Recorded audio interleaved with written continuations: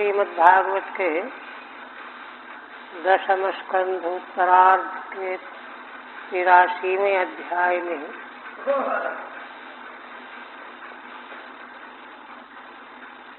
श्री द्रौपदी जी के द्वारा प्रश्न करने पर भगवान की पत्नियों ने भगवान ने किस प्रकार उनका पाणी ग्रहण किया, इसका प्रेम पूर्ण वर्णन कर रही हैं।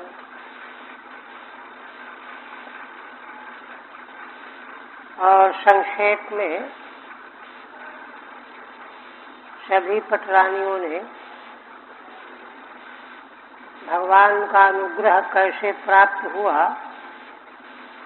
इसका सांकेतिक वर्णन किया। किंतु लक्ष्मणा जी ने भगवान की प्राप्ति का बड़े विस्तार से वर्णन किया।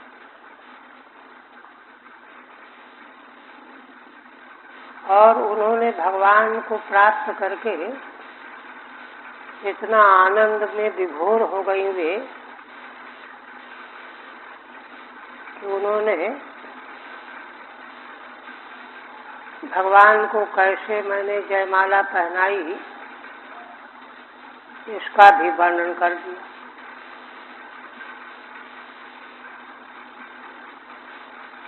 भगवान को जयमाला पहनाने के बाद दिव्य वाद्य बजने लगे।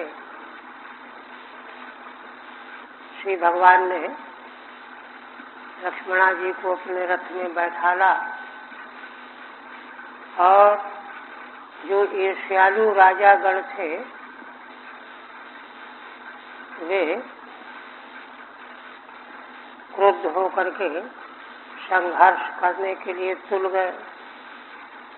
तब भगवान ने अपने 2 हाथों में सार्ध धनुष और बाण संभाल लिया और 2 हाथों से लक्ष्मणा जी को रथ में स्थापित किया।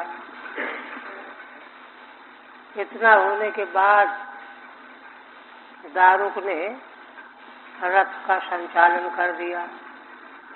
यहीं तक बात हुई थी। दारुकश्चोदयामाशो कांचनोपस्करं रथम निशतां भूभुजां राज्ञी मृगाणां मृगराजीव। भगवान श्री सुखदेव जी वर्णन करते हैं कि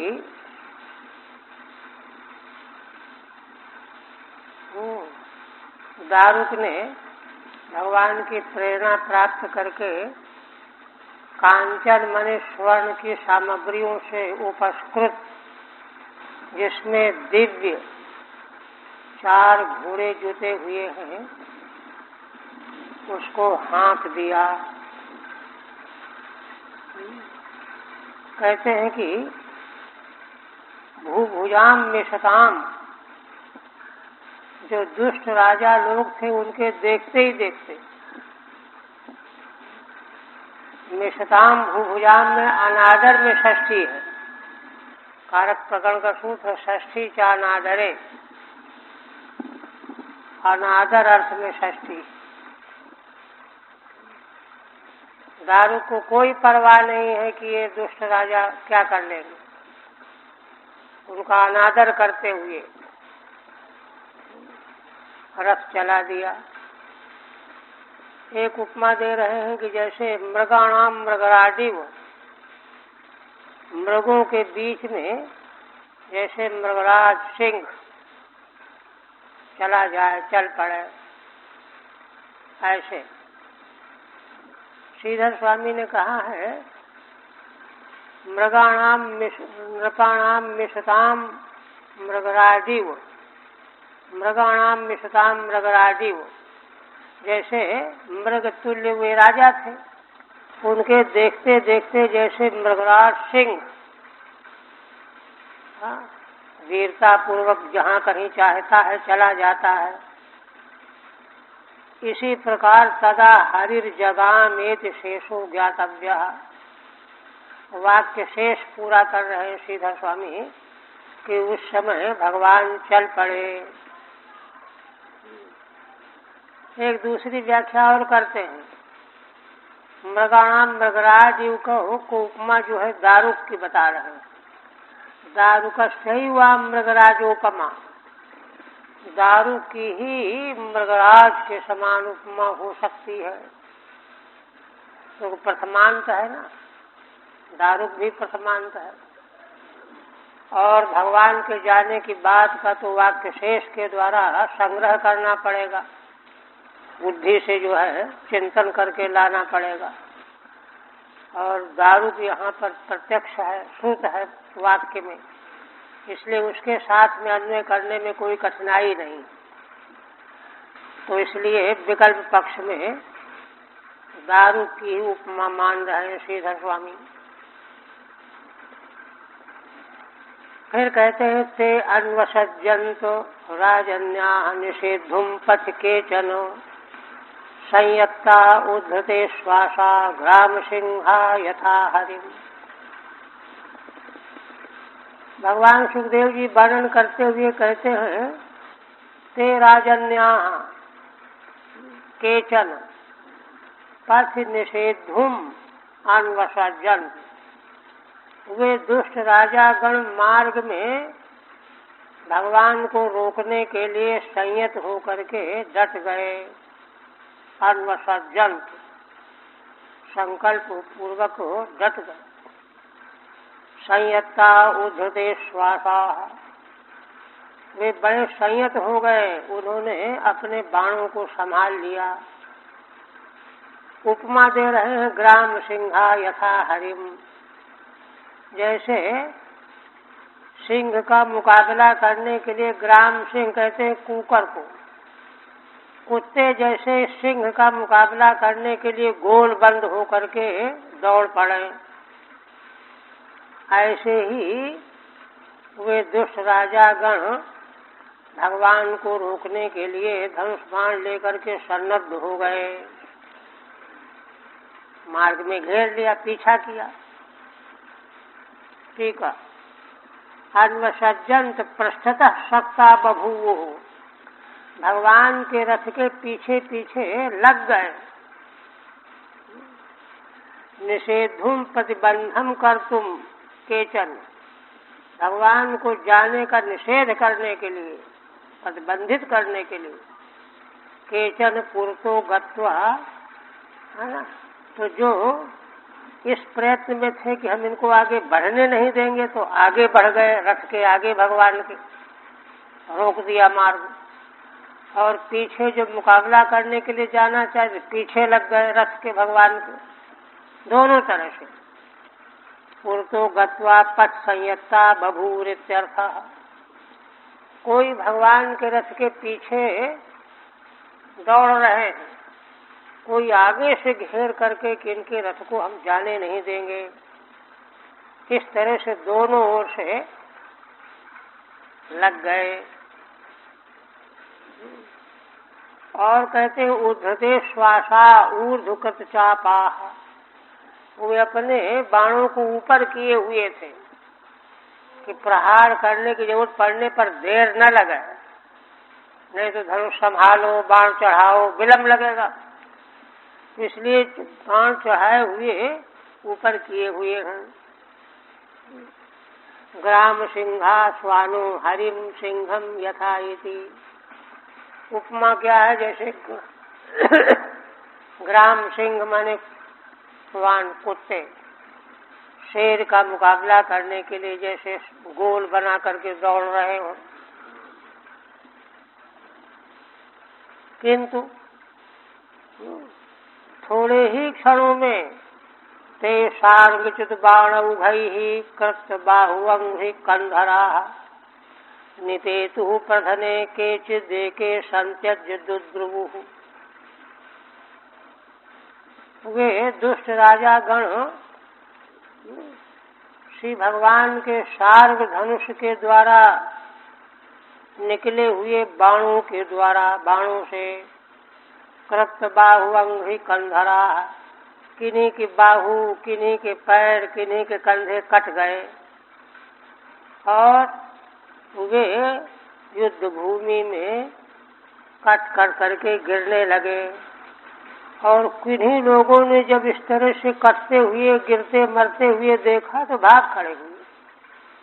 एक संत्यज्य दुद्रुवुः, उनका जो साथ दे रहे थे वे भी साथ छोड़ करके भाग गए अपना प्राण बचाने के लिए।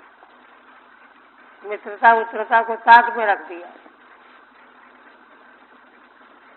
लक्ष्मणा जी भाव विभोर होकर के इस लीला चरित्र का वर्णन करती हुई कहने लगी। ततः पुरीं यदुपतिरत्यलंकृतां रविच्छदध्वज पटचित्र तोरणां कुशस्थलीं दिवि भुवि चाभिसंस्तुतां समाविशत्रणदिवः स्वकेतनम्। ततः माने तदनंतरम, सारे राजागण मर गए या भाग गए। इसके बाद भगवान रथ में चलते हुए यदुपति, यदुवंशियों के स्वामी भगवान, कुशस्थली द्वारिकापुरी का नाम है, पर्याय। उसका विशेषण है अत्यलंकृताम, जिसको अतिशय सजाया गया था, अलंकृत की गई थी। कैसे अलंकृत की गई थी? तो रवि छदध्वज पट एक, माने सूर्य के ताप को ढकने वाले ध्वजाओं के वस्त्र खंड इतनी मात्रा में लगे हुए थे द्वारिकापुरी में, एक। और चित्र विचित्र प्रकार के प्रत्येक द्वार पर तोरण बंधनवार लगाए गए थे।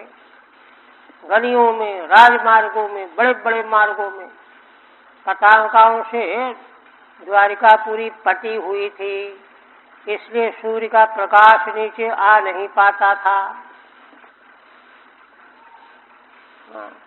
ऐसी उस द्वारिकापुरी में भगवान प्रविष्ट हुए। कुशस्थली, एक विशेषण और दे रहे हैं, तीसरा विशेषण, दिवि भुवि चाभिसंस्तुताम। भगवान की द्वारिकापुरी की महिमा दिवलोक में और भूलोक में तो है ही, है ना। भूमंडल में और दिवलोक में जिसकी बड़ी स्तुति हो रही है, ऐसी अपनी पुरी में भगवान तारणी इव स्वकेतनम प्राविशत समाविशत। तारणी माने सूर्य, सूर्य जैसे उदयाचल पर प्रकट हो जाते हैं, उपस्थित हो जाते हैं उदय काल। इसी प्रकार से भगवान द्वारिकापुरी में स्वकेतनम माने स्वभवनम, अपने भवन में प्रविष्ट हुए। सूर्य पक्ष में स्वकेतनम माने मंडलम, उदय मंडल। सूर्य भगवान जैसे उदयाचल पर्वत पर प्रविष्ट हो जाते हैं, उसी प्रकार से भगवान सूर्य के समान ही अपने भवन में आ गए। ठीक है। रविम छादयन्ति ते रविच्छदाः, सूर्य को ढक देने वाले वे कौन हैं? ध्वजेषु पटाः, ध्वजाओं में वस्त्र खंड लगे हुए हैं द्वारिकापुरी में। यस्याम पुर्याम। दूसरा, चित्राणि तोरणानि यस्याम सा, चित्र विचित्र तोरण बंधनवार जहाँ सजा के लगाए गए हैं, सा। तो साच साच इति दोनों को कर्मधारय समास करके अभेद कर दिया। ताम कुशस्थलीं पुरीम, उस कुशस्थली द्वारिकापुरी को यदुपति समावेशत, यदुपति भगवान प्रविष्ट हो गए। स्वकेतनम मंडल अस्ताचलम वा, जैसे भगवान सूर्य अपने मंडल में अस्ताचल में प्रविष्ट होते हैं, वैसे ही भगवान अपने भवन में आ गए। लक्ष्मणा जी पुनः कहती हैं पिता में पूजयामास सुहृत् संबंधी बांधवान महार्हवासोलंकारैः शय्यासन परिच्छदैः। भगवान के प्रेम में अत्यंत तन्मय लक्ष्मणा जी ने देखिए अपने पिता के घर का समाचार छोड़ करके पहले भगवान के साथ भगवान को पहुंचा दिया। फिर उनको ध्यान आया कि अरे हमने अपने पिता के घर की तो बात ही नहीं बताई, तो अब कह रही हूँ पिता में पूजयामासो सुहृत् संबंधी बांधवान। मेरे पूज्य पिताजी ने अपने सुहृद संबंधी बांधवों का पूजन किया, आदर किया। कन्या के विवाह में सबका सम्मान किया जाता है, पुण्य होता है। कैसे किया? तो महार्हवासोलंकारैः शय्यासन परिच्छदैः। बेशकीमती वस्त्र, अलंकार, आभूषण, शैया, आसन आदि सामग्री के द्वारा सबका सम्मान किया, है ना। जैसे कोई कार्यक्रम में मान्य लोगों को सब दिया जाता है ना, वही सब वर्णन कर रहे हैं। महार्हवासा प्रविधि सुहृदादीन पूजयामास।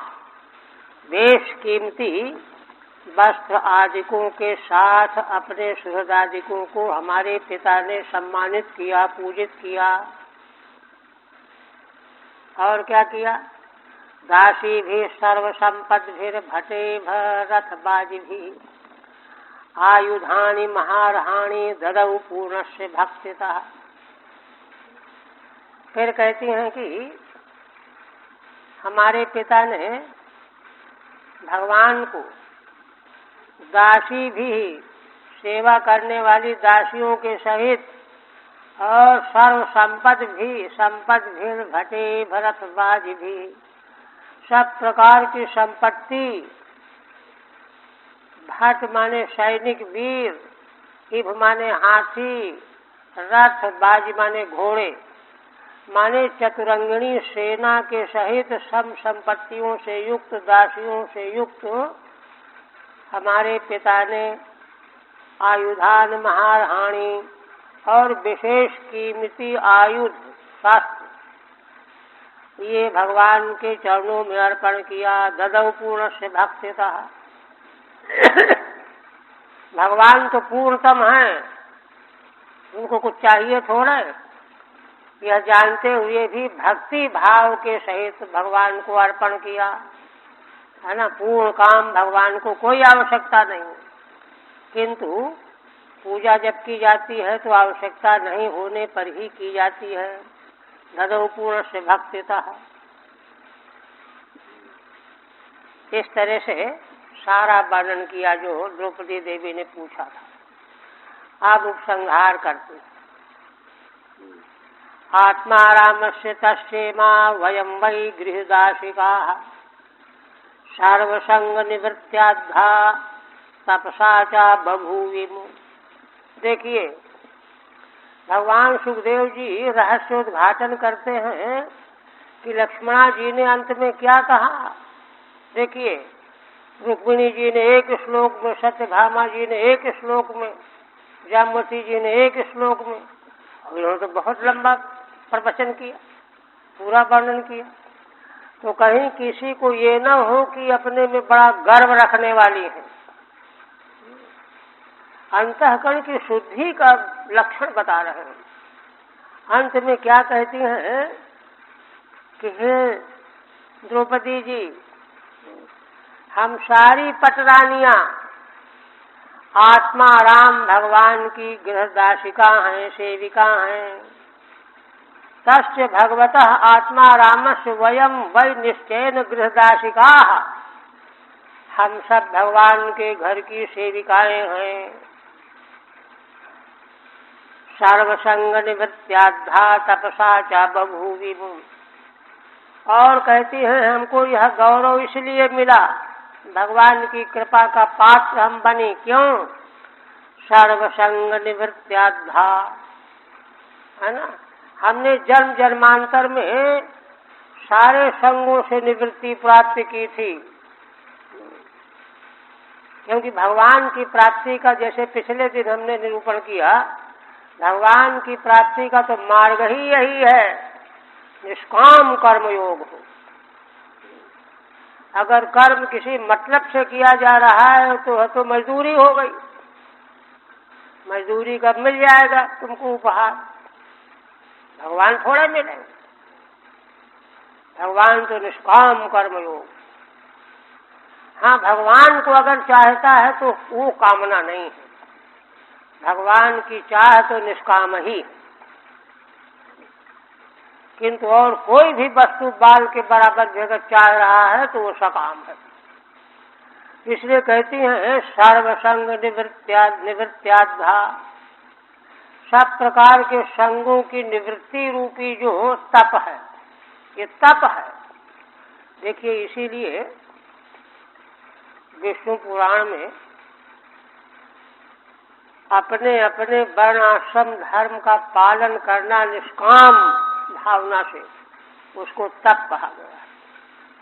विष्णु पुराण का श्लोक है, स्ववर्णाश्रम धर्मेण तपसा हरितोषणात्।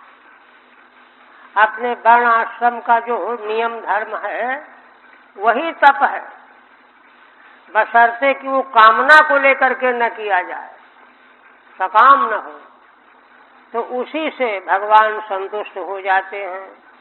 और फिर स्वयं उत्पद्यते ज्ञानम क्षयात् पापस्य कर्मणः, पाप कर्मों का क्षय हो जाने पर ज्ञान अपने आप पैदा हो जाता है। उसी दृष्टि से कहते हैं कि सर्वसंग की निवृत्ति निवृत्त्याद्धा तपसाचा बभूविम। और जो हमने अपने धर्म कर्म का पालन किया वही तप हो गया। उससे हम लोग भगवान के घर की दासियां बन गई हैं। लिट लकार है ना, बभूविम, है ना, भगवान के गृह दासिका बन गई, बनी हुई हैं। इससे साफ हो गया कि उनके मन में कोई औरों से विशेष मानने का कोई अहंकार नहीं है। ठीक है, ये 39वां है ना। हाँ, इमा अष्टौ वयम सर्वसंग निवृत्त्या तपसा स्वधर्मेण अद्धा अद्धा साक्षात तस्य गृहदासिका बभूविम। श्रीधर स्वामी कहते हैं कि हम ये आठों की आठों, है ना, सर्वतः संग की निवृत्ति के द्वारा, है ना, और तप के द्वारा। तप क्या है? स्वधर्मेण, अपने धर्म का आचरण करना ही तप है ना। अद्धा साक्षात तस्य गृहदासिका बभूविम, साक्षात भगवान की गृहदासिका हो गई हैं। इस तरह से उन्होंने भी अपना वर्णन किया। अब भगवान की 16,100 जो दूसरी रानियां हैं, तो उनमें से रोहिणी जी सब में प्रधान है, उनका नाम रोहिणी, उन्हीं का नाम लिया है द्रौपदी जी ने। तो उनकी ओर से महिष्या ऊंचू उपलक्षण करके मानो सारी, है ना, भगवान की 16,100 रानियां कह रही हैं। क्या कहती हैं? भौमम निहत्य सगणम युधितेर रुद्धा ज्ञात्वा न क्षित जय जितराज कन्या निर्मुच्य संसति विमोक्ष मनुस्मरन्ति पादाम्बुजम परिनिनाय च आप्त कामः। देखिए, श्रीमद् भागवत में काव्यत्व कितना उत्कृष्ट है। कोई भी काव्य इसकी तुलना करने वाला नहीं है। थोड़े से शब्दों में कितना अर्थ भरा हुआ है ना। भगवान की पत्नियां कहती हैं कि युधि सगणम भौमम निहत्य, श्री भगवान ने युद्ध भूमि में उसके गणों के सहित भौमासुर का सत्यानाश करके, वध करके, हत्या करके, एक तेन रुद्धा ज्ञात्वा, इसके बाद भगवान को मालूम पड़ा कि अरे इसने तो राजकुमारियों को गिरफ्तार कर रखा है। अर्थ तेन रुद्धा ज्ञात्वा, जान करके, न क्षितिजय जितराज कन्या, किनको रोध रखा है? तो कहती हैं हम लोगों को, हम राजकुमारियों को। कब, कैसे? तो क्षितिजय जितराज कन्या, असल में उसने दिग्विजय की थी चारों दिशाओं में। तो जिन जिन राजाओं को जीता था युद्ध में भौमासुर ने, तो उनको जीत करके उनकी कन्याओं का अपहरण करता गया था, है ना। दिग्विजय के प्रसंग में जीते हुए राजाओं की उन कन्याओं को हम लोगों को जीत करके उसने अवरुद्ध कर रखा था। यह बात जब भगवान को मालूम पड़ी तो भगवान स्वयं आ गए। हम लोगों को निर्मुच्य माने मुक्त कराया। निर्मुच्य संसित विमोक्ष मनुष्य मरंती। एक बात और कहती हैं कि द्रौपदी जी, हम लोग वहाँ उसके कारागार में क्या चाहती थी?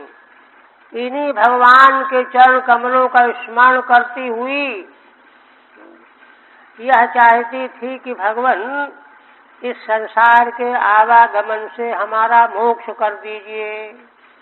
संसित विमोक्षम पादाम्बुजम, जिन भगवान के चरण कमल आवागमन संसार से मोक्ष देने वाले हैं, उन्हीं के चरणों का हम लोग स्मरण कर किया करती थी। ऐसी हम लोगों को भगवान ने छुड़ाया, निर्मुच्य माने मुक्त कराया। और इसके बाद परिणिनाय या आप्त कामा, भगवान ने हम सबों के साथ विवाह कर लिया। तो विवाह क्यों कर लिया? जीवन को उत्कर्ष प्रदान करने के लिए, है ना। भगवान को कोई विवाह की कमी थोड़ी थी। या आप्त कामा, भगवान को आप्त काम, उन्होंने हमारा कल्याण करने के लिए हमको अपना लिया, विवाह कर लिया, ये बताया। ठीक है। क्षितिजय दिग्विजय जितानाम राज्ञाम कन्या, है ना। भौमासुर ने दिग्विजय करते समय जिन राजाओं को जीत लिया था, उनकी हम सब कन्याएं थीं। कन्या नो अस्मास तेन रुद्धा, उसने हमको रुद्ध कर लिया था, जेल में डाल दिया था। ज्ञात्वा, यह बात भगवान ने जाना जब, ततो निर्मुच्य, और तब उससे छुड़ाया। संसदेर विमोक्षो यस्मात् तत्पादाम्बुजम अनुस्मरंती ही, है ना। जिन भगवान के चरण कमल का चिंतन करने से संस्कृति से मोक्ष मिलता है, कारागार से मुक्ति तो कोई चीज नहीं है। उन्हीं भगवान के चरणों का हम स्मरण कर रही थी। तब भगवान ने हमको उससे छुड़ा करके परिणिनाय उदवहात विवाह कर लिया। यद्यपि भगवान आप्त कामों पिया, आप्त काम है, उनको कोई कामना थोड़े रहती है, किंतु भगवान ने हम लोगों पर कृपा करके अपना लिया, यह कहा। फिर कहती हैं, है ना, कहती हैं कि हे रानी जी, न वयम साध्य साम्राज्यम स्वराज्यम भैज्य भौज्यमप्युतो वैराज्यम पारमेष्ठ्यम चो आनंत्यम वा हरेः पदम कामयामः एतस्यो श्रीमत्पादरजस्प्रियः कुच कुंकुम गंधाढ्यम मूर्धना गोधूम गदाधृतः, है ना। रानियां कहती हैं कि हे रानी जी, न वयम साध्य साम्राज्यम, देखिए हे साध्वी भद्रे, हम लोग साम्राज्य नहीं चाहती हैं। साम्राज्य माने पूरे भूमंडल का राज्य, ऐसा राज्य प्राप्त हो हमारे पति को, है ना, जिससे कि वह भोग हमको प्राप्त हो। स्वराज्यम माने स्वर्ग का राज्य, स्वर्ग, स्व माने स्वर्ग। भौज्यम, भौज्य माने भोग, अनंत भूमंडल का शासन करने से जो भोग प्राप्त होता है, स्वर्ग का राज्य मिलने से जो भोग प्राप्त होता है, वह भी हम नहीं चाहते हैं। वैराज्यम पारमेष्ठ्यम च, वैराज्य माने विराट, सब कुछ विश्व ब्रह्मांड में जो अद्भुत वस्तुएं अणिमा गरिमा लघिमा आदि हैं, सब प्राप्त हो जाए, वो भी हमको नहीं चाहिए। अरे पारमेष्ठम माने ब्रह्मा का पद भी नहीं चाहती। आनंत्यम माने मोक्ष भी नहीं चाहिए। वह हरे पदम अथवा भगवान के सन्निधि में सायुज्य मुक्ति भी नहीं चाहिए। भगवान के चरणों के पास सायुज्य मुक्ति होती है, ये नहीं चाहिए। ठीक है। ना वयमिति साम्राज्यादि न कामयामहे, हम साम्राज्य आदि कुछ भी नहीं कामना कर रहे हैं। किंतु एतस श्रीमत् पाद रजो मूर्धना बोधुम कामयामहे, फिर क्या चाहते हैं? इन भगवान के श्रीमत चरण की धूली को अपने सिर में हम धारण करने की कामना रखते हैं। भगवान की चरण को धूली हमको सिर में धारण करने का अवसर मिल जाए, बस ये चाहती हैं। ननु तस्य गृहिण्यो यूयम सर्व संपद भाजः किमेवं कामयध्वम। देखिए, श्रीधर स्वामी उनके गहरे अभिप्राय को व्यक्त करने के लिए प्रश्न करते हैं कि अरे,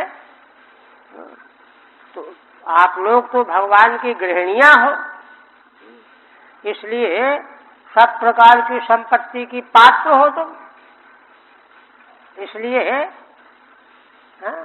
किमेवं कामयध्वम, तुम यह क्या चाहती हो कि भगवान के चरणों की धूली हमको सिर में धारण करने को मिले, है ना। हाँ, तो आओ इस पर कहती हैं कि हे साध्वी, द्रौपदी जी के लिए संबोधन। साम्राज्य माने सार्वभौम पदम, सारी भूमि का आधिपत्य। स्वराज्य माने ऐन्द्रम पदम, इंद्र का इंद्रलोक। भौज्यम माने तदुभय भोग भागत्वम, है ना, भूमंडल के और स्वर्ग के जितने भोग हैं वो भोग मिल जाए, लोक भले न मिले। इसी प्रकार से विविधम राजते विराट, विविध रूपों में जो प्रकाशित हो उसको विराट कहते हैं। तस्य भाव वैराज्यम, उसके भाव का नाम वैराज्य है, माने अणिमादि सिद्धि भागत्वम इत्यर्थ है। अणिमा गरिमा लघिमा आदि सिद्धियां हमको प्राप्त हों, तो ये भी नहीं चाहिए। पारमेष्ठ्यम माने ब्रह्म पदम, ब्रह्मा का पद भी नहीं चाहिए। अनंत्यम माने मोक्ष भी नहीं चाहिए। हरे पदम तत्सालोक्यादि, भगवान के चरण के निकट सालोक्य भी नहीं चाहिए। न तो कामयामहि, सबका जो है निषेध किया। कितना शुद्ध अंतःकरण है। देखिए, बात यहाँ ग्रहण करने की ये है ना, इस प्रकार का शुद्ध अंतःकरण जो है ना, जीवन में जब बिल्कुल निष्काम सदाचार धर्म का पालन और लौकिक भी सारे कृत्य निरपेक्ष भाव से, ये नहीं कि कोई न कोई मतलब समझ करके व्यवहार करना, ये नहीं। महाभारत का एक श्लोक है, धर्मेणैव प्रजा सर्वा रक्षन्ते से परस्पर। भीष्म जी वर्णन करते हुए कहते हैं कि राजन युधिष्ठिर को, देखो सृष्टि के आदि में न कोई राजा था, न कोई राज्य था, न दंड विधान था, कुछ नहीं था। सारी प्रजा धर्म के द्वारा ही एक दूसरे की सुरक्षा किया करती थी। एक दूसरे का सहयोग सुरक्षा करना धर्म है, बस केवल ये हो। तब जाकर के कई जन्मों के बाद इस प्रकार का भाव जो भगवान के प्रति प्राप्त हुआ इन लोगों को, वह मुअस्सर हो सकता है। यद्वा दूसरी तरह से व्याख्या करते हैं, यद्वा बहव्रज ब्राह्मणोक्त क्रमेण, बहव्रज ब्राह्मण में एक ऐश्वर्य का क्रम वर्णन किया गया है। वहाँ क्या वर्णन किया गया है, क्रम वर्णन किया गया है? पूरब पश्चिम उत्तर दक्षिण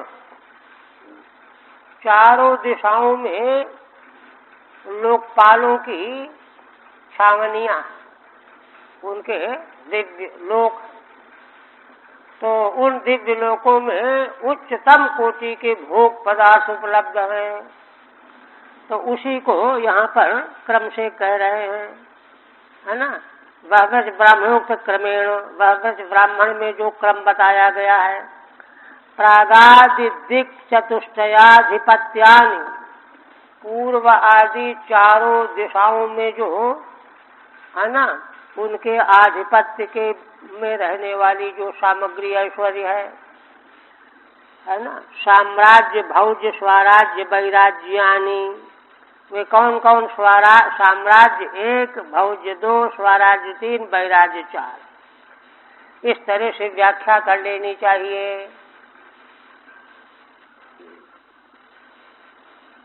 कामयामः एतस्य श्रीमत्पादरजश्रियः, फिर क्या चाहती हो?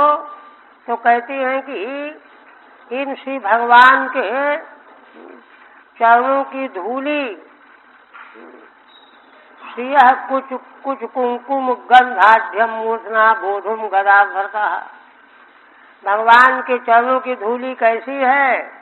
भगवान के चरणों की धूली, भगवान के चरणों की सेवा लक्ष्मी जी ने अपने वक्षस्थल में स्थापित करके किया है, तो उससे उनके वक्षस्थल के कुंकुम की गंध लग गई है चरणों की धूली में।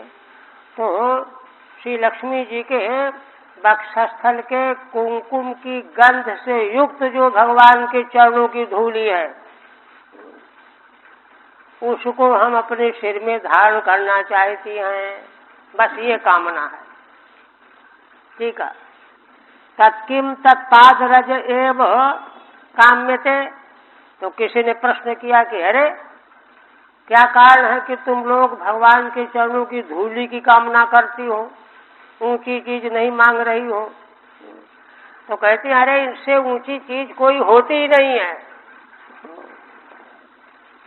श्रियः कुछ कुंकुम गंधाढ्यम, श्री लक्ष्मी जी के कुछ कुंकुम की गंध से जो धूली सनी हुई है, इति, यह कहने का मतलब क्या है? ब्रह्मादि सेव्यया लक्ष्म्यापि, जिनकी सेवा ब्रह्मा आदि इंद्र आदि करते हैं, सारे लोकपाल करते हैं, और लक्ष्मी जी उनको कोई घास नहीं डालती, वे तो भगवान की सेवा करती हैं। तो ब्रह्मादि सेव्यया लक्ष्म्यापि सेवितत्वात्, उन लक्ष्मी जी ने जिस धूली की सेवा की है, इसलिए हम तो उसी की कामना करती हैं कि हमको मस्तक में धारण करने को प्राप्त हो। ये है दिव्यतम भाव। अब आगे कहते हैं, ब्रजस्त्रियो यद्वांछन्ति पुलिंद्यस्तृणवीरुधा, गावश्चारयतो गोपाः पादस्पर्शम महात्मनः। तब फिर एक प्रश्न खड़ा हो गया कि अरे अगर भगवान के चरणों की धूली इतनी महिमामयी है कि लक्ष्मी जी जिसका सेवन करती हैं, तो आप लोगों को कैसे मिल जाएगी वह, इतनी दुर्लभ है? ये प्रश्न हुआ। तो उस पर देखिए क्या कहती हैं, कहती हैं कि नहीं, निष्काम चाह हो तो दुर्लभतम वस्तु भी मिलने में देरी नहीं लगती। ये है कैसे? ब्रजस्त्रियों यद वांछन्ति, ब्रज की गोपियां गोपांगनाएं जिस धूली की वांछा करती हैं, पुलिंद्या भीलिनिया वृंदावन की, है ना। तृण विरुधा, इनके और विरुद्ध भी चाहते हैं कि भगवान के चरणों का कि रज हमको मिल जाए, लग जाए। गावश्चारय तो गोपा, और भगवान के साथ गोपगण जब गाय चराया करते थे तो वे भी भगवान के चरणों का स्पर्श पा करके अपने को बड़ा कृतकृत्य मानते थे, और उनको भगवान के चरणों का स्पर्श धूली मिलती भी थी। तो देखो, इस तरह से भगवान के चरणों की धूली कोई सच्चे मन से भक्ति भाव से ओतप्रोत होकर के चाहेगा तो जरूर मिल जाएगी, ये अभिप्राय है। ठीक है। ननु तद ही अति दुर्लभत्वात् किम तद वांछातः वांछया, है ना। यदि ऐसी बात है तो भगवान के चरणों की धूली बड़ी दुर्लभ हो गई, तो ऐसी वांछा क्यों करती हो। इस पर कहते हैं कि देखो, ब्रज स्त्रिया थी, है ना, यद यया गाओ गाह, है ना, जैसे यथा गाओ गाह गाएं, महात्मनोपि गाश्चारयतः पाद स्पर्शम च गोपा यथा वांछन्ति तद्वत्। गाय चराने वाले महात्मा गण भी भगवान के चरणों का स्पर्श प्राप्त करने की आकांक्षा करते हैं, है ना। तो आकांक्षा करते हैं, प्राप्त भी करते हैं, इसलिए तत्पराणाम सुलभा इति भावः। इसलिए जो आनंद रूप से भगवान के चरणों को चाहते हैं उनको वह प्राप्त होना कठिन नहीं रह जाता, सुलभ हो जाता है। इसलिए हम ऐसा चाह रही हैं। हरि ओम तत्सत्। श्रीमद्भागवते महापुराणे दशम स्कंधे उत्तरार्धे 83तमोऽध्याय। ओम भगवन् पद। आप देखिए, इतना टाइम हो गया। आप देखिए 83 के बाद 84 अध्याय में कुरुक्षेत्र में चारों ओर से बहुत सारे ऋषि महर्षि भगवान का दर्शन करने के लिए आए, और वहाँ उनके मध्य में उच्चतम कोटि का विचार विमर्श हो। उसी समय वसुदेव जी महाराज सभी ऋषियों से प्रश्न पूछेंगे। मनुष्य को परम से प्राप्त करने के लिए, माने कर्मों से निवृत्त होने के लिए क्या करना चाहिए, साधन बताइए। तो श्री नारद जी पहले एक बात कहेंगे, फिर ऋषि लोग वसुदेव जी को ये कहेंगे कि आप यज्ञ करो, यज्ञ में भगवान की पूजा करो। ये सब विस्तृत वर्णन आएगा।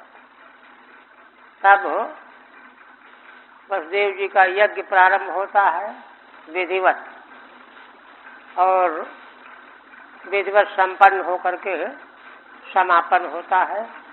सारे सगे संबंधी विदा होते हैं। ये वर्णन इस अध्याय में आ रहा है।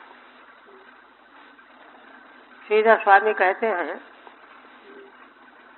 चतुर्भिरधिकाशीति तमे मुनि समागमे वसुदेव मखोत्साह बंधु प्रस्थापनादिकम। श्रीधर स्वामी कहते हैं कि इस 84वें अध्याय में मुनियों का समागम होगा, एक मुनि समागमे, और वसुदेव जी को उनके द्वारा यज्ञ करने का मार्ग बताया जाएगा। उनका यज्ञ आरंभ होगा, यज्ञ पूरा होगा, और बंधु बांधवों का प्रस्थान होगा। यह विषय इस 84वें अध्याय में आ रहा है। तो पहले भगवान सुखदेव जी क्या कहते हैं, यहाँ जो भगवान की पत्नियों के साथ द्रौपदी जी की गोष्ठी हो रही थी, वृष्णि वंश की, कौरव वंश की सारी पत्नियां, महारानियां सुन रही थी। तो यह सब जब भगवान की पत्नियों ने अपना भाव भगवान के चरणों में व्यक्त किया, तो उसको सुन करके क्या प्रतिक्रिया हुई उसको पहले बता रहे। श्री शुकवाचो श्रुत्वा प्रथा सुबलपुत्यथ याज्ञसेनी माधव्यथ क्षितिपत्नी उतस्वगोप्यः कृष्णेऽखिलात्मनि हरौ प्रणयानुबन्धम् सर्वाभिशिस्मुरलमश्रु कलाकुलाक्षः। श्री भगवान सुखदेव जी कहते हैं कि राजन देखो, भगवान की पत्नियों के उद्गारों को जब इन सब लोग सुना, कौन कौन? प्रथा कुंती देवी, सुबलपुत्री गांधारी, याज्ञसेनी द्रौपदी, माधवी सुभद्रा जी भगवान की बहन है, और जो राजा आए हुए थे उनकी पत्नियां, और भगवान की परम प्रेयसी गोपियां, इन सबों ने सुना है ना। तो सुन करके उनको क्या लगा? कृष्णेऽखिलात्मनि हरौ प्रणयानुबंधम्। उन सबों को सुन करके लगा कि अरे, अखिलात्मा भगवान श्री कृष्ण हरि में, है ना, इनकी पत्नियों का इतना प्रेम है, इतना भाव है ना। सर्वा विशिष्मु अलमश्रु कलाकुलाक्षः। वे सब विस्मित हो गईं और आश्चर्यचकित हो गईं, और उनके नेत्रों में प्रेम के अश्रु बहने लगे। अश्रु कलाकुलाक्षः, आकुल हो गए नेत्र उनके। भगवान के संबंध में इनके प्रेम का वर्णन सुन करके, आस्था आसक्ति भाव का वर्णन सुन करके वे सब भाव विभोर हो गए। सबके नेत्रों में प्रेम के अश्रु भर आए, आकुल हो गए नेत्र। ये प्रसंग। फिर आगे अब प्रसंग बदल रहे। इत संभाषमाणासु स्त्रीभिः स्त्रीषु नृभिर्नृषु आययुर्मुनयस्तत्रो कृष्ण राम दिदृक्षया। भगवान सुखदेव जी फिर आगे कहने लगे कि राजन, इस तरह से स्त्रियों के, सभा में स्त्रियों के द्वारा और मनुष्य पुरुषों के बीच में पुरुषों के द्वारा, है ना, भगवान के संबंध में प्रेममयी चर्चा छिड़ी हुई थी कि तभी वहां पर तत्र मुनयः आययुः, भगवान श्री कृष्ण और बलराम जी का दर्शन करने के लिए सारे संसार के ऋषि मुनि आ गए।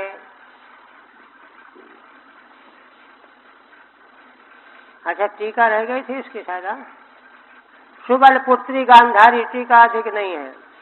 माधवी सुभद्रा, क्षितिपा नाम राज्ञाम पत्नियां, जो आगंतुक राजाओं की पत्नियां थीं। स्वगोप्य मने कृष्ण भक्ता, भगवान की भक्त गोपियां, गोप्या। विशिष्मु विस्मयम चक्रु, सब बड़ी विस्मित हो गईं। इस प्रकरण को पूरा करके अब भगवान सुखदेव जी कहने लगे कि भगवान श्री कृष्ण बलराम का दर्शन करने के लिए चारों ओर से ऋषि मुनि आ गए। तो पहले उनका नाम उल्लेख करते हैं, कौन कौन ऋषि आए, क्योंकि ऋषि मुनियों का नाम लेने से पाप नष्ट होता है, इसलिए नाम उच्चारण कर रहे हैं, है ना। द्वैपायनो नारदश्च च्यवनो देवलोषितः विश्वामित्रः सदानंदो भरद्वाजोऽथ गौतमः।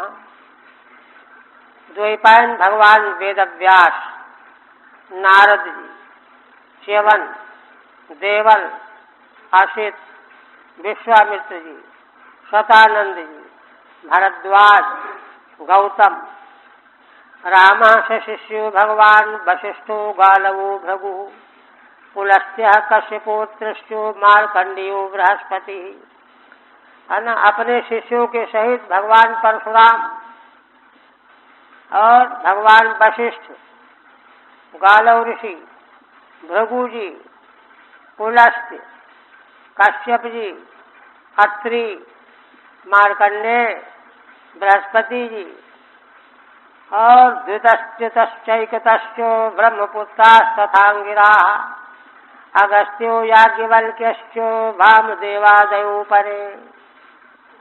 द्वित ऋषियों के नाम है द्वित, त्रित और एकत।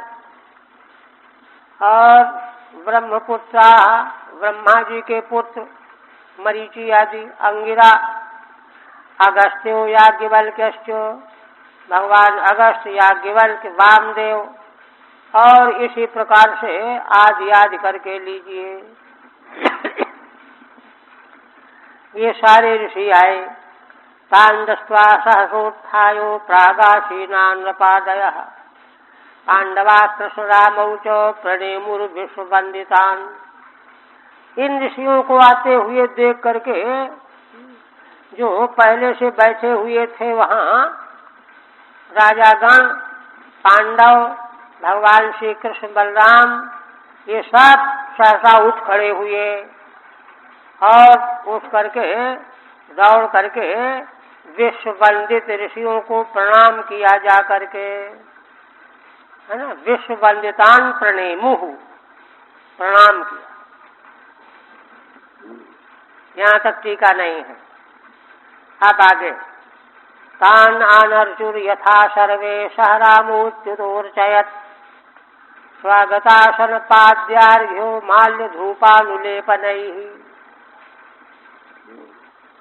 भगवान सुखदेव जी कहते हैं कि सभी राजाओं ने उन ऋषियों की पूजा आरंभ कर दी, आनर्चु, और यथा विधि, और उसी समय भगवान श्री कृष्ण बलराम ने भी ऋषियों की अर्चा पूजा की।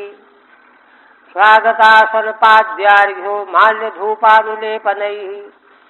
स्वागत आसन देना, पाद्य, अर्घ्य, माला, धूप, दीप, चंदन का अनुलेपन, ये सब विधि विधान शास्त्र जैसा कहता है उस तरह से सभी ने पूजा की ऋषियों की। आनर्चुः अर्चितवन्तः, और अर्चा पूजा के बाद फिर स्तुति करनी चाहिए, कुछ बात करनी चाहिए, ये भी पूजा का अंग है। तो कहते हैं कि भगवान फिर ऋषियों से कहने लगे, वाच सुखमासीनान् भगवान धर्मगुप्तनुः सरसस्तस्य महतो यत वाचोनुशृण्वत शृण्वतः।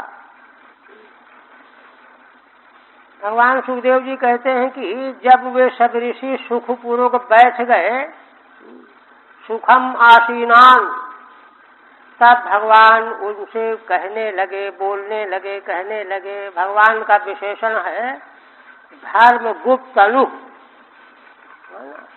गुप्त माने धर्म की रक्षा करने के लिए जिन्होंने देह प्रकट किया है। भगवान का विग्रह किस लिए है? धर्म की रक्षा के लिए। ऐसे विग्रह वाले भगवान कहते हैं कि उन सभी ऋषि महर्षियों के बीच में सदसस्तस्य महतो यत वाचो शृण्वतः। भगवान जब बोलने लगे तो सारे जो वहाँ ऋषि महर्षि और श्रेष्ठतम लोग थे तो तीर्थ में सब आए हुए थे, महती सभा थी। भगवान जब बोलने लगे तो सब मौन होकर के सुनने लगे गौर से। देखिए यहाँ यह बात कही गई है कि धर्म का जो मौलिक आधार है, भगवान का विग्रह अवतार धर्म की रक्षा के लिए हुआ है। तो वे भगवान आगंतुक ऋषि महर्षियों का पूजन करके क्या कहते हैं, क्यों कहते हैं, इस बात को जब भगवान बोलने लगे तो सारी सभा निस्तब्ध होकर के, मौन होकर के, कोई चूं चपड़ नहीं, सुनने लगी, क्योंकि यही श्रवणीय है, श्रवण के योग्य है। श्री भगवान वाच, भगवान क्या कहते हैं? अच्छा, इसकी टीका,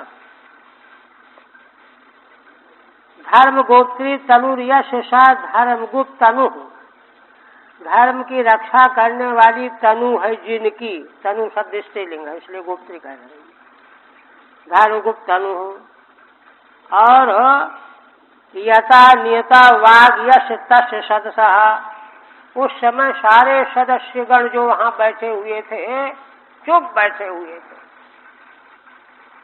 स्वयं नहीं बोल रहे थे। ये तो अल्पज्ञों का स्वभाव होता है कि बीच में कुछ न कुछ टिप टाप करने लगते हैं। विज्ञ लोग जो हैं ऐसा नहीं करते, व्यवहार भी सीखना चाहिए। तब भगवान देखे क्या कहते हैं। श्री भगवान वाच, अहो वयम जन्म भृतु लब्धम काष्णेन तत्फलम देवानामपि दुष्प्रापम यद्योगेश्वर दर्शनम। भगवान कहते हैं कि अरे कितने आश्चर्य की बात है,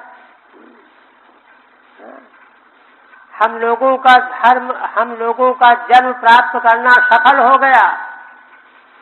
वयम जन्म भृतः काष्णेन तत्फलम लब्धम, हम लोग संसार में मनुष्य रूप में पैदा होकर के आए हैं, तो मनुष्य जन्म प्राप्त करने का जो संपूर्ण फल है वह आज हमको सब मिल गया। काष्णेन माने पूरी तरह से समग्र फल मिल गया। क्यों मिल गया? तो आगे कहते हैं कि इसलिए देवानाम यद दुष्प्रापम यद योगेश्वर दर्शनम, यह जो योगेश्वरों का दर्शन मिला हुआ है यह तो देवताओं को भी दुष्प्राप है। देवानाम दुष्प्रापम, देवताओं को भी जल्दी मिलने वाला नहीं है। ऐसा योगेश्वरों का दर्शन जो हमको मिल गया है, इसी से हम जान गए कि मानव जन्म प्राप्त करने का समग्र फल आज हमको मिल गया। ये ऋषि महर्षियों के प्रति आदर भाव। ठीक है, जन्म भरता सफल जन्माना, आज हम लोग सफल जन्मा हो गए। तत्फलम जन्म फलम लब्धम, जन्म लेने का फल मिल गया। किम तत्, क्या मिल गया? यद योगेश्वर दर्शनम, अरे यही योगेश्वरों का दर्शन मिल गया। देखिए, योगेश्वर शब्द का यहाँ अभिप्राय क्या है? योग क्या है? योग यही है कि जीव जो है संसारी बन करके इस प्रपंच से जुड़ा हुआ है। सारा वैदिक साधन प्रपंच से छुड़ा करके भगवान से जोड़ने के लिए किया जाता है। तो ये ऋषि महर्षि जो यहाँ इस समय आए हुए हैं, ये प्रपंच से आयुक्त होकर के, विमुख होकर के भगवान से जुड़े हुए हैं। और जुड़े हुए और जुड़ने का यत्न करने वाले बहुत होते हैं, उनमें योगेश्वर हैं, उच्च कोटि के हैं। उनका दर्शन मिलना, कोई कोई तो यह है कि युक्त होने के लिए प्रयत्न में लगे हुए हैं, साधन में लगे हुए हैं, लेकिन ये तो युक्त हो चुके हैं, उनका दर्शन मिलना, ये दर्शन मिलना जो है मनुष्य जीवन के लिए बहुत बड़ा फल है, ये भगवान ने कहा।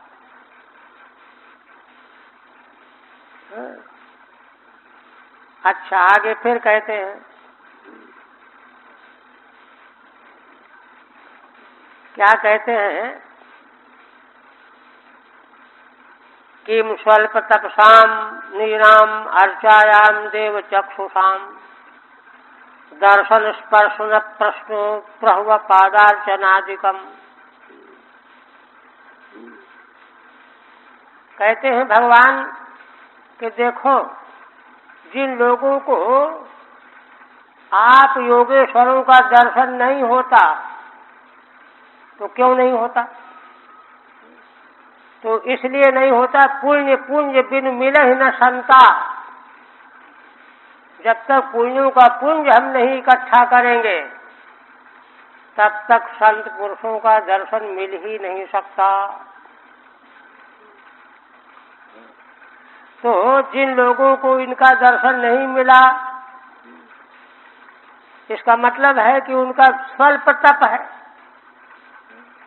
स्वल्प तप है, थोड़ा तप है, पूर्ण तप नहीं है। और कहते हैं भगवान की यह तप की स्वल्पता कहाँ तक है?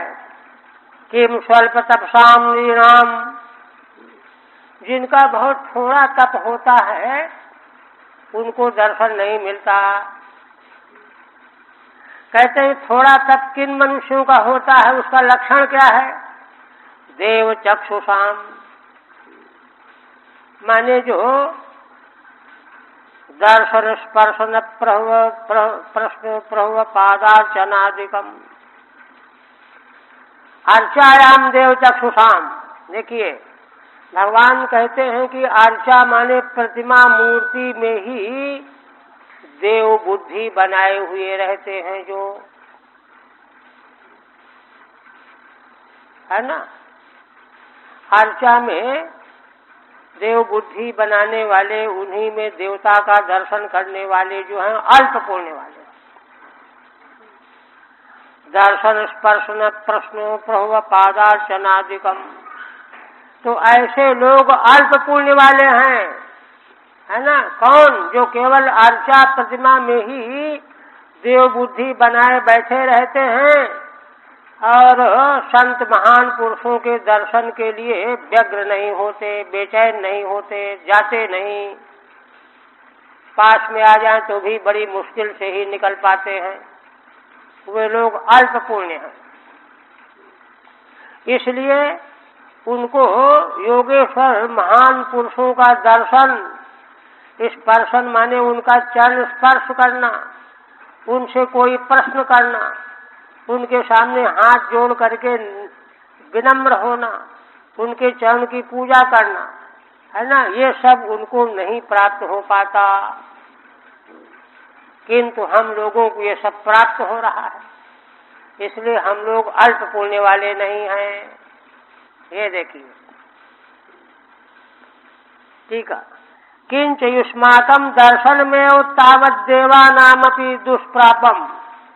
श्रीधर स्वामी भावार्थ करते हैं, कहते हैं कि हे ऋषियों, आप लोगों का दर्शन ही देवताओं के लिए भी दुष्प्राप है। अस्माकं तु स्पर्शनादिकम अपि कथम नु घटितमिति विस्मयेन। किंतु जिन आप लोगों को का दर्शन देवताओं को भी मुश्किल है, उनका दर्शन ही नहीं, हम तो आपके चरणों का स्पर्श भी पा गए, आपकी अर्चा पूजा भी हमको करने को मिल गई। ये कथम नु घटितमिति विस्मयेन, किंतु यह कैसे हमको मिल गया, जिनका दर्शन देवताओं को भी दुर्लभ है, कठिन है, वह दर्शन स्पर्श हमको कैसे मिल गया, हम तो बड़े विस्मित हो रहे हैं। कीमिति, है ना, क्यों? स्वल्प तप वालों को नहीं होता दर्शन। स्वल्प तप शाम तीर्थ स्नानादि मात्रे तपो बुद्धि ये शाम, जिनकी तप की बुद्धि केवल तीर्थ स्नान कर लिया बस हो गया। एक तथा अर्चायाम प्रतिमायाम देव बुद्धि, और प्रतिमा में ही देव बुद्धि बनी हुई है। भगवान और भी कहीं हैं, ये समझ ही नहीं है, केवल प्रतिमा ही तक, है ना। चक्षुर दृष्टि ये शाम तेषाम योगेश्वर दर्शनादिकम इदम, ऐसे अल्प पुण्य वाले मनुष्यों को इन योगेश्वर भगवान का दर्शन आदि, दर्शन चरण छूना आदि सब का सब है ना, किम असंभावित इत्यर्थ है ना, यह कैसे हो गया, ये तो बिल्कुल असंभव है। आप कहते हैं, देखिए संतों के प्रति, भागवत जनों के प्रति महान दृष्टि महताम बहुमानेन, श्रीमद् भागवत ये बात 5-7 बार दोहराई गई। फिर कहते हैं न ह्यमयानि तीर्थानि न देवा मृच्छिला मया ते पुनन्त्युरुकालेनो दर्शनादेन। भगवान कहते हैं कि देखो तीर्थ जो है केवल जलमय तीर्थ ही तीर्थ नहीं होते, तीर्थ तो वे भी होते हैं, किंतु केवल जलमय तीर्थ ही तीर्थ है इतना ही नहीं, और मृतशिला में ही देवता होते हैं इतना ही नहीं, देवता और भी होते हैं, तीर्थ और भी होते हैं, बल्कि साधु जन ऐसे तीर्थ होते हैं, ऐसे देवता होते हैं कि जलमय तीर्थ और शिलामय देवताओं से भी अधिक ऊंचे होते हैं। क्यों?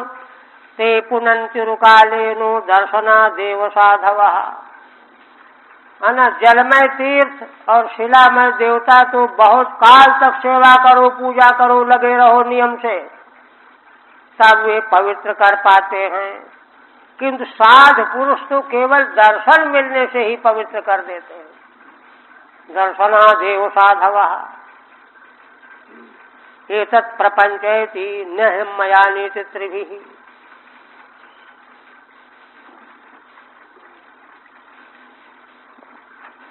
फिर आगे कहते हैं नागिन सूर्यो न चंद्र तारका न भूर्जलम खम फसलोथ वांगमना उपासिता भेद कृतो हरन्त्य घम पिपश्चितो घ्नन्ति मुहूर्त सेवया। भगवान कहते हैं कि देखो अग्नि की पूजा सब करते हैं, सूर्य की करते हैं, चंद्रमा की, तारा की, पृथ्वी की, जल की, आकाश की, वायु की, इसी प्रकार से वाणी और मन की भी आराधना का वेदों विधान है। मनो ब्रह्मित्युपासीत वेद की श्रुति, वाचा ब्रह्मित्युपासीत वैदिक उपासना। तो इन सब की उपासना जो है, इससे क्या होता है, उपासना का फल तो मिलेगा किंतु उतना फल नहीं मिलेगा। उपासिता भेद कृतो हरन्त्य घम, क्योंकि इनकी उपासना करने वाले उपासक का भेद जो है बना रहता है, इसलिए उसके पाप का इन उपासनाओं के द्वारा उस प्रकार से नाश नहीं होता।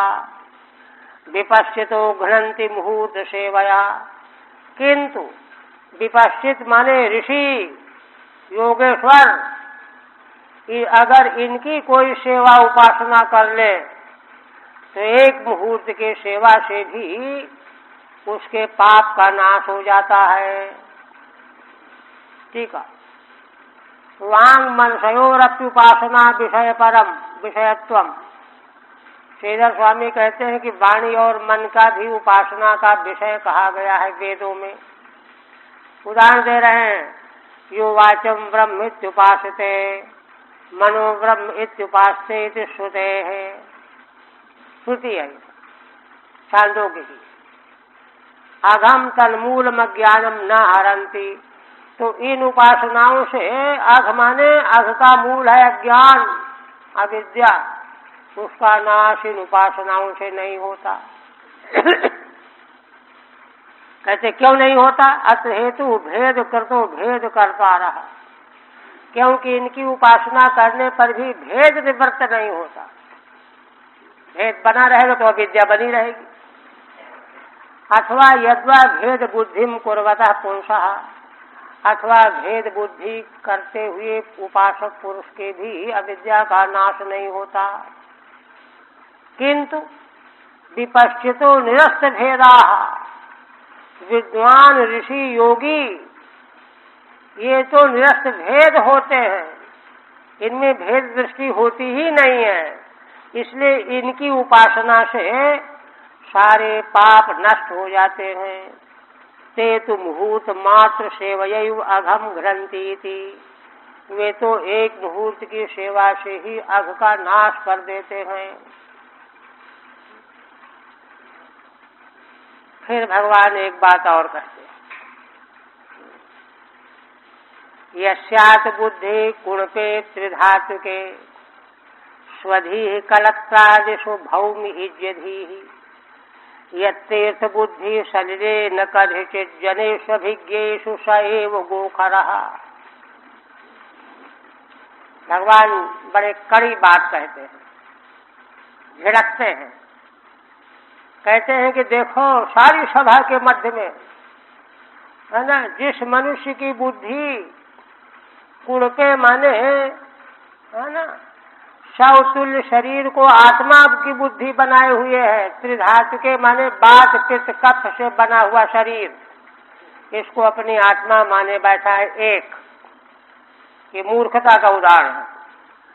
और स्वधी ही कलत्रादिषु, पत्नी पुत्रादि ये अपने हैं, दूसरे अपने नहीं है, भेद आ गया ना।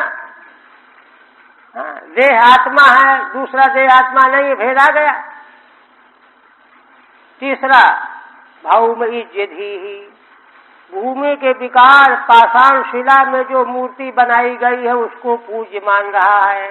इज्य माने पूज्य, तीन हो गए। चौथा यत् तीर्थ बुद्धि सलिले न कदाचित्, और सलिल में जल में तीर्थ बुद्धि बनी हुई है, न कदाचित्, किंतु देखिए, है ना, माने देवता में अर्चा में देवता बुद्धि बनाने में दोष नहीं है, तीर्थ में जो है तीर्थ बुद्धि में दोष नहीं है, किंतु इसी में तीर्थ बुद्धि बनी हुई है। कदाचित् जनेषु अभिज्ञेषु, अभिज्ञ माने ज्ञानी योगी महान पुरुषों के प्रति इष्ट बुद्धि नहीं है, पवित्र बुद्धि नहीं है, ये गड़बड़ है। अगर इन चार में यह बुद्धि बनी हुई है और अभिज्ञ पुरुषों में कोई बुद्धि नहीं है, हाँ ठीक है, अच्छे हैं, साधु हैं, योगी हैं, ये है वो है, बस साएव गोखरा, वही पशुओं में भी गया गुजरा गधा है, गो सुखरा गोखरा, माने निकृष्ट पशु हो गया, खर गधा पशु है। देखिए, इसलिए जो है, देखिए, अभिज्ञ लोगों का बड़ा सम्मान करना चाहिए, उनके प्रति पवित्र बुद्धि बनानी चाहिए, ये सब करने के लिए। ठीक है। अतः साधुन विहाय, इसलिए साधुओं के प्रति आत्मबुद्धि न करके अन्यत्र आत्मादि बुद्धिया, और जगहों पर आत्मा की बुद्धि बनाना, सज्जमानो अति मंदा, और आसक्त होकर के वह तो बहुत ही मंद बुद्धि है। इत्याह यश्चेत आत्मबुद्धि अहमिति बुद्धि, देह को ही अब मैं हूँ आत्मा मानता है ना। और देह है क्या? त्रयो धातवो बात पित्त श्लेष्माण प्रकृतयो यस्यो, जिस देह की तीन प्रकृतियां हैं, बात पित्त और श्लेष्मा, तस्मिन कुणपे शरीरे, है ना, सवतुल्य शरीर में आत्म बुद्धि किए बैठा है। स्वधि स्वीयादि बुद्धि, है ना, और स्त्री पुत्रादिकों में ये अपने हैं, स्वबुद्धि स्वी बुद्धि दूसरी। तीसरा भौमे भू विकारे इज्जधि, पृथ्वी के विकार पाषाण आदि में, शिला आदि में पूज्य बुद्धि कर रहा है, देवता बुद्धि किए हुए है, तीन। और यज्ञ तीर्थ बुद्धि तीर्थम इति बुद्धि, है ना, और जिसकी तीर्थ बुद्धि तीर्थों में बनी हुई है, बस केवल और नहीं। अभिज्ञेषु तत्ववेत्सु, अभिज्ञ माने तत्ववेत्ता, यस्य ता बुद्धयो न संति, जबकि तत्वज्ञों में ही के प्रति ही यही मेरी आत्मा है, यही मेरे अपने हैं, यही मेरे इष्ट हैं, यही हमारे पवित्र करने वाले तीर्थ हैं। चारों बुद्धि उनके प्रति होनी चाहिए।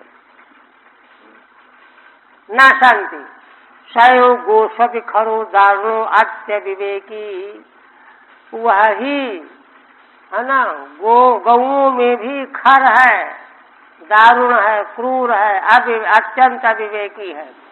अथवा गवाम प्रणादि भार बाहा खरो गर्द बहिती, अथवा गौओं के लिए घास ढो करके लाने वाला है, निकृष्ट है, ऐसा है वह। यह भगवान ने कहा। अब इसके बाद यही रहने देते हैं।